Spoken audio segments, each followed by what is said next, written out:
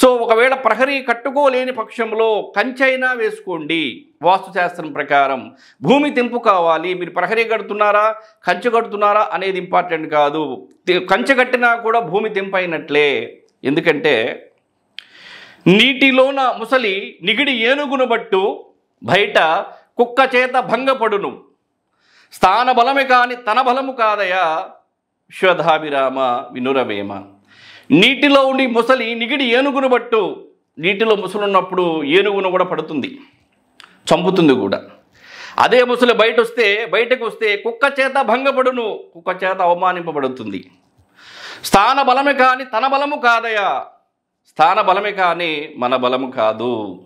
మనకి ఎంత బలం ఉన్నా అది నిష్ప్రయోజనం. స్థాన బలం కావాలి. ఇంట గెలిచి తాను ఇలా గెలవలనయ్యా అంటే ఇంట గెలవటం అంటే ఏంటి? వాస్తుశాస్త్రం ప్రకారం గృహ నిర్మాణం చేసిన నాడు మీరు ఇంట గెలిచినట్లే.